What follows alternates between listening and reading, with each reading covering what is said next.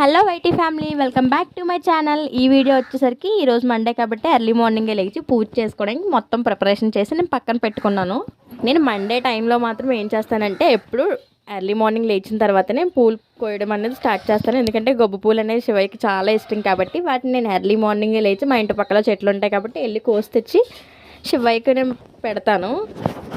మా చిన్న వయసులో అయితే మా స్కూల్ దగ్గర ఎక్కువ గబ్బు చెట్లు అనేవి ఉండేవి. మా ఫ్రెండ్స్ అందరం కలిసి లాస్ట్ పీరియడ్ గేమ్స్ ఆడుకోవడానికి అని చెప్పి వెళ్ళి దొంగచాటును కోసుకొచ్చి మాల కట్టుకొని పెట్టుకున్న రోజులు కూడా ఉన్నాయి. ఇప్పుడు వాటిని ఎవ్వరూ ప్రిఫర్ చేయట్లేదు, ఎవరో టచ్ చేయట్లేదు. అండ్ పూలు కోసుకున్న తర్వాత మొత్తం పూజ ఇంట్లో మొత్తం ప్రసాదం ప్రిపేర్ చేసేసుకొని శివయ్యకి మొత్తం ప్రిపరేషన్ చేసేసుకున్నాను. ఇంట్లో పూజ మొత్తం కంప్లీట్ అయిపోయిన తర్వాత తులసి అమ్మవారి దగ్గర కూడా నేను పూజ చేసేసుకున్నాను.